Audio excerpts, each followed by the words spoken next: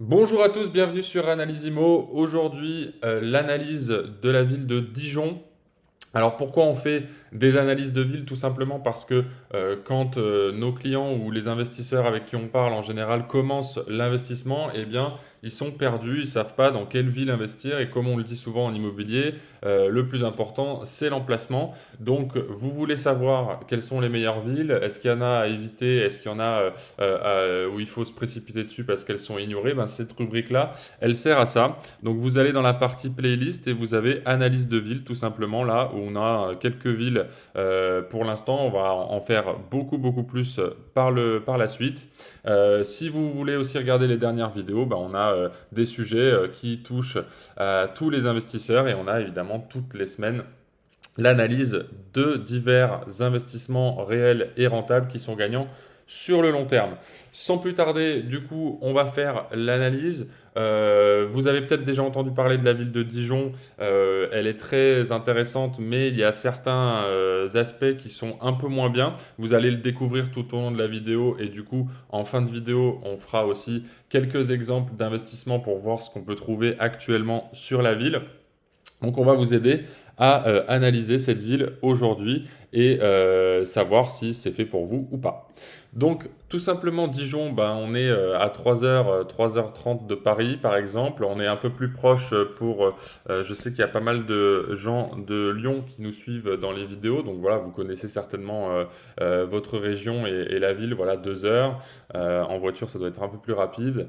Non, c'est pareil. Ok.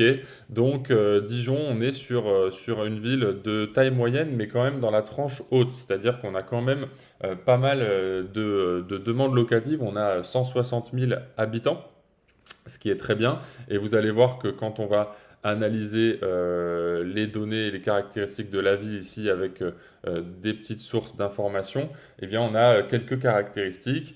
On a beaucoup moins de rentabilité que les villes qu'on fait chaque semaine pour l'analyse des investissements rentables parce qu'on a plus d'habitants, plus de gens qui connaissent la ville et donc plus de concurrence. Et on est quand même à 5,7% en objectif, donc ce qui est plutôt pas mal. Quand on connaît les rentabilités de Paris, Lyon ou Bordeaux, etc. Donc on est avec un risque de 7 sur 10. La ville en soi n'est pas risquée, mais ce qui est risqué avec cette ville-là, c'est que il y a beaucoup d'annonces de biens qui sont mises en ligne et pas beaucoup de demandes en face, ou du moins il y a trop d'annonces pour le nombre de demandes. Donc il faut soit louer un bien exceptionnel et le mettre au même prix que les autres, et donc favoriser les prestations du bien, soit se positionner sur d'autres types de stratégies comme la location courte durée ou l'achat-revente. Mais bon, ça, on ne fait pas ici sur cette chaîne. Et donc, nous, on accompagne les investisseurs sur la location longue durée. Donc, quand on analyse une ville, on analyse tout de suite la démographie pour voir un peu le potentiel de la ville. On sait qu'il y a des recensements qui sont faits pour les communes de plus de 10 000 habitants. Donc, Dijon en fait largement partie et c'est ce qu'on fait dans l'analyse de ville. On analyse ce genre de choses. Donc on va regarder les dernières périodes. On voit que voilà, dans les années 60, on était à 135 000. On a pas mal grimpé jusque 75 et après c'était un peu sur le déclin jusqu'à ce qu'il y ait un rattrapage. Et voilà, on arrive. Alors on est à 158 000 ici sur les informations, mais on est plutôt autour des 160 aujourd'hui, surtout avec la période d'exode qu'on a eu vers les provinces. Donc sur un graphique, sur un histogramme, ça donne ce genre de choses avec, vous voyez, une belle expansion, une stagnation et une reprise ensuite avec quelque chose d'assez stable. Donc on n'est pas non plus dans une ville qui est sur le déclin. Ensuite, quand on analyse une ville, on veut aussi voir à quoi cette population ressemble. Est-ce qu'elle est plutôt jeune? Est-ce qu'elle est dynamique ou pas? Et c'est ce que nous dit Wikipédia. La population de la commune est plutôt jeune. Donc ça, c'est intéressant parce que ça veut dire qu'il y a de la force de travail, il y a de l'envie d'entreprendre, etc.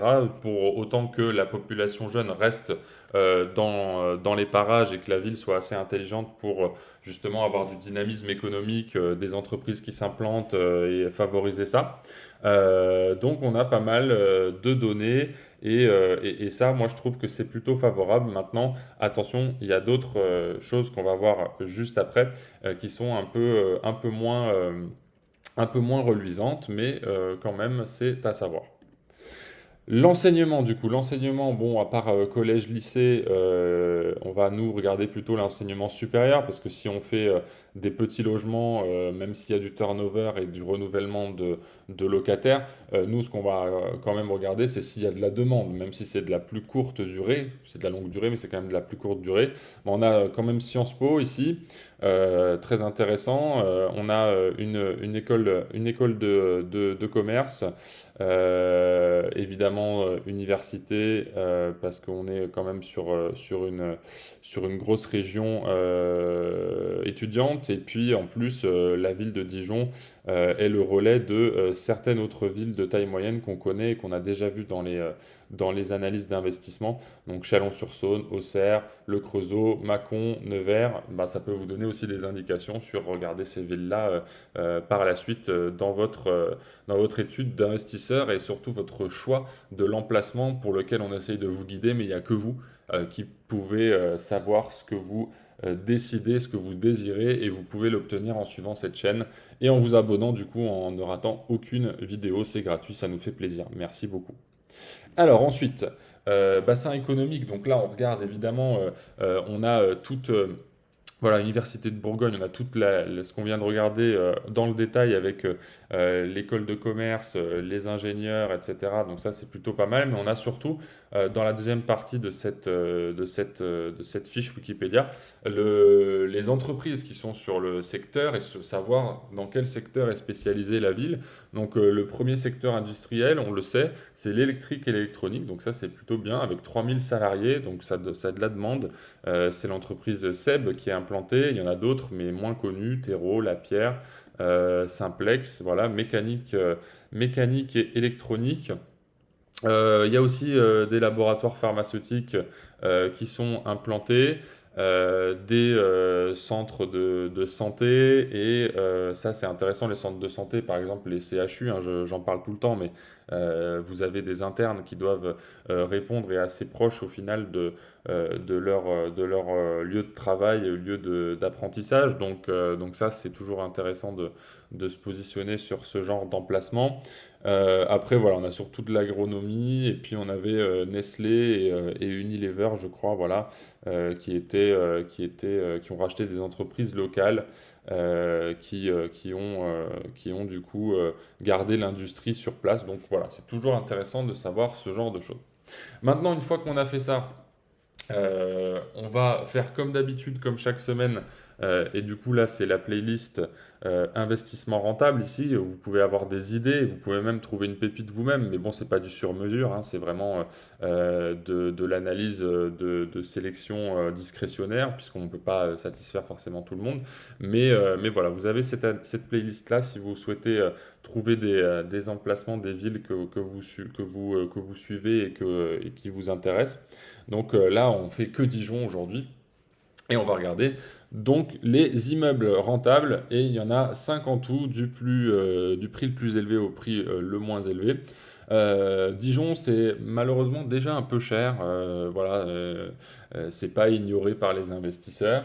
Mais le problème de Dijon, et je vais vous le dire tout de suite, en fait, le problème de Dijon, c'est que on a vraiment beaucoup de concurrence. On a un indice, nous, de concurrence qu'on traque et qu'on met à jour très très régulièrement pour justement ne pas faire d'erreur sur les emplacements. Et c'est comme ça qu'on conseille nos clients. En général, sur une ville entre 100 et 200 000 habitants, l'indice, il est plutôt vers les 4-5. C'est-à-dire qu'il y a du risque, mais c'est très très modéré. Là, le risque, il est supérieur. Parce qu'en fait, il y a beaucoup d'annonces des biens les plus recherchés, donc Studio, T2 et T1 bis aussi. Donc ces biens-là sont les plus recherchés et il y en a vraiment, vraiment beaucoup sur le marché en ce moment. Ça peut changer. Il y a des villes qui explosent en termes de demande, des villes qui explosent en termes d'offres. Voilà, il faut toujours suivre les indicateurs et c'est pas évident quand on se lance et c'est pour ça qu'on est là encore une fois. Alors cet immeuble-là, du coup, il est à presque 1 million d'euros. Donc c'est un immeuble avec beaucoup de lots certainement et un commerce donc un bar tabac au rez-de-chaussée. C'est un immeuble mixte, comme on les appelle. Et donc, ils nous disent que c'est idéal investisseur. Il y a quand même 4 lots avec toutes les tailles, hein, 70, 50, 29, 20 mètres carrés. Donc, stabilité financière, mais on n'a pas de rentabilité sur celui-là. Ça va être compliqué de calculer du coup, mais on est, attention, en DPEF aussi, donc pourquoi pas un marchand de biens ou quelqu'un qui voudrait s'attaquer à la ville avec 1500 euros du mètre carré. C'est exceptionnel, vous allez voir que les immeubles juste après sont beaucoup plus chers au mètre carré. Ça va vous donner une indication du prix au mètre carré de la ville, bien sûr. Donc voilà, 1750, donc c'est le deuxième moins cher. C'est le deuxième plus cher, mais moins cher au mètre carré. 525 000, je doute qu'on soit en centre-ville, comme vous pouvez le voir. Mais c'est quand même assez propre. Et voilà, pour 525 000, on va voir si c'est rentable. Ouais, 20 km de Dijon, donc là, ça commence à faire vraiment assez loin. À voir si c'est sur un axe routier intéressant, etc. Mais on n'est certainement pas sur le même nombre d'habitants. Et nous, on fait les villes qui ont plus de 10 000 habitants. Donc celle-là, je vais même pas la faire cette semaine. Hop, et celui-là, on ne pourra pas calculer. Donc, il nous en reste 3. Donc, celui-ci a 500 000 euros presque, 499 000. Ça a l'air d'être assez propre. Donc, on a quelque chose qui vient d'être rénové certainement avec pas mal de goût. Donc, ça va, à part peut-être le tableau là, si ça vous plaît pas, vous pouvez l'enlever. Donc c'est un immeuble avec 3 lots, un loft refait à neuf de 50 mètres carrés, spa, sauna, ok, donc ça va être ouais, courte durée. Voilà, donc il y a quelqu'un qui est en rénovation dessus et qui a fait de la courte durée, il estime ça à 30 000 euros annuels. Bon, vous savez très bien que la courte durée, c'est de l'entrepreneuriat, donc ça varie. On peut très bien faire une année à 5 000 et une année à 100 000, quoi. J'exagère exprès, mais ne pas tenir compte de ça absolument. 7 200 pour l'appartement de 34 mètres carrés et 23 mètres carrés, rentabilité annuelle de 12 000 euros. Alors, il faudra m'expliquer pourquoi celui-ci est plus spacieux et moins cher. Donc, il doit y avoir un mix de courte et longue durée aussi, peut-être. C'est pas l'idéal pour calculer une rentabilité. Donc là, ce que je vais faire, c'est que je vais calculer comme si c'était de la longue durée en fait, parce que j'ai pas envie de prendre de risques. Donc je fais au lieu de 30 000, 10 000, plus allez, 7 200 ici. Et je vais faire aussi 7200 pour celui-ci, même si à mon avis les chiffres sont gonflés ici. Là, on fait du à la louche, je ne vous conseille pas de faire ça, mais appelez le propriétaire pour avoir, enfin là c'est une agence, mais appelez l'agence pour avoir plus d'informations sur comment ils ont calculé les choses. Et vous voyez qu'on est déjà à 4664 euros du mètre carré, ce qui est énorme pour avoir une bonne rentabilité. Il faut mieux être entre 1500 et 2000, quoi, par exemple. Donc 499 000, ça fait presque 500 et on va payer 41 000 euros de frais de notaire. Je vais faire ça sur 540 000 euros, ce sera très bien. Et vous voyez qu'on a 4,5% de rentabilité. Donc Dijon, c'est typiquement ce genre de choses que vous allez trouver. 4,5% de rentabilité presque nette, parce qu'on n'a même pas enlevé la taxe foncière, hein.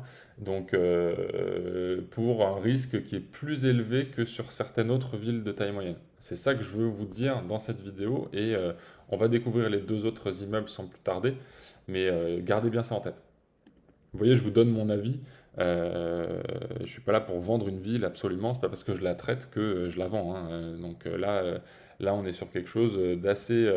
Enfin, moi, j'irai pas sur cette ville en tout cas. Mais il y a quand même des pépites sur les marchés qui sont pas porteurs et il y a des choses très mauvaises sur des marchés qui sont porteurs. C'est comme partout. Donc là, on a une maison. On n'est pas en centre-ville évidemment. Point carré pour ceux qui connaissent. Les investisseurs, centre faculté, ok. Maison indépendante de 200 mètres carrés. Alors les maisons, ça peut être bien aussi quand même, hein. Bon là on est en F ou G, donc il va falloir la rénover au fil des années. Ça c'est pas fou. Enfin surtout en F, mais là ça indique pas une bonne courbe d'évolution. Donc 33 804, ouais, c'est des loyers nets, donc ça va, ça, c'est certainement hors charge, c'est très bien.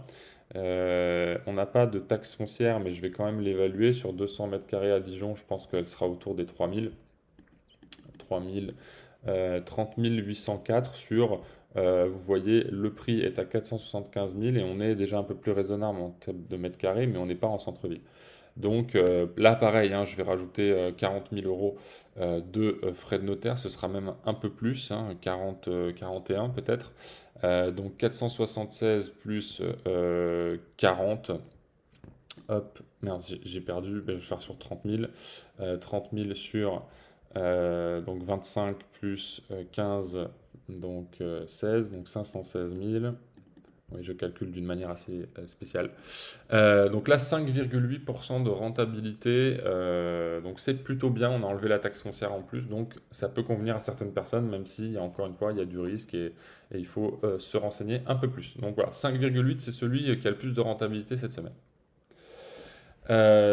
Sur la ville de Dijon, on a ça aussi, mais on n'a pas de photo. D'accord, on a une photo du centre-ville. Rue Charrue, appartement style loft. D'accord, donc c'est juste un appartement. Actuellement exploité en love apart, spa, balnéothérapie, loué à 140. Donc là, c'est vraiment pour de la courte durée.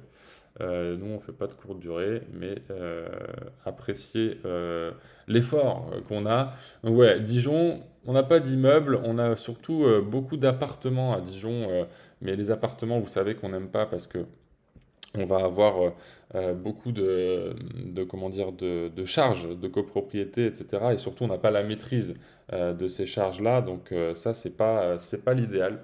Donc voilà, je suis pas fan de la ville, vous l'aurez compris. J'espère que ça vous a plu. Dites-moi, vous, ce que vous pensez de la ville. Il y a des investissements qui sont pas forcément très rentables et en plus, il y a de la concurrence. Donc, j'irai pas dessus. Et maintenant, dites-moi aussi si vous en avez que vous voulez que j'analyse, hein, avec plaisir. C'est comme ça qu'on travaille. Je vous remercie. Laissez un petit pouce bleu si ça vous a plu. Si vous avez appris quelque chose dans cette vidéo, je vous dis à bientôt. C'était Analysimo. Ciao.